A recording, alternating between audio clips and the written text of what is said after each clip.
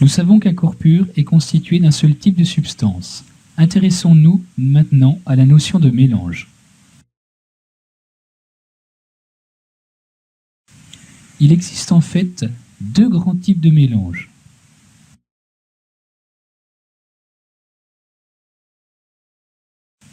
Les mélanges homogènes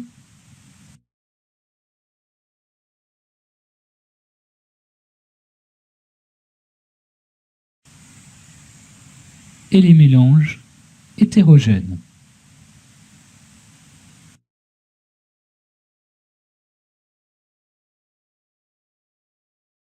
Un mélange est dit homogène lorsque l'on est incapable à l'œil nu de distinguer ses différents constituants. Un exemple ici, dans ce verre, nous sommes incapables de distinguer le sirop de menthe de l'eau.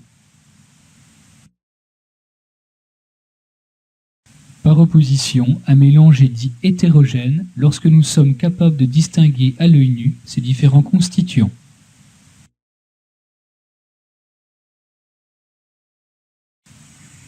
Un exemple ici avec ce jus de fruits, où l'on aperçoit bien le liquide, mais également des substances solides en suspension à l'intérieur, que l'on appelle ici pulpe. Intéressons-nous dans un premier temps au mélange homogène. Trois cas de figure. Un mélange constitué de deux liquides.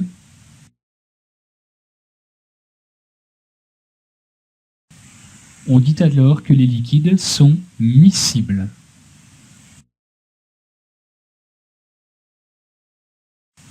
L'exemple est le verre de sirop de menthe. Un mélange constitué d'un liquide et d'un solide. On dit alors que le solide est soluble dans le liquide. Dans ce verre d'eau sucrée, nous ne voyons pas le sucre qui est dissous. Dernier cas, un mélange liquide-gaz. On dit également que le gaz est soluble dans le liquide. Exemple ici avec cette bouteille d'eau gazeuse où le gaz n'est pas visible, nous ne voyons pas de bulles.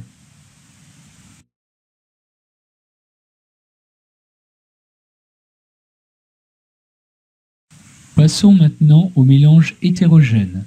Deux cas de figure ici. Un mélange liquide-liquide.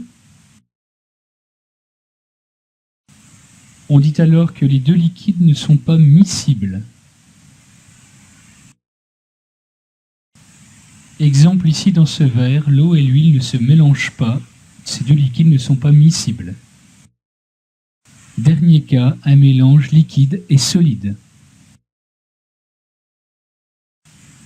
On dit que le solide est non soluble. Exemple avec le jus de fruits où l'on distingue le liquide, mais également la pulpe en suspension dans le liquide.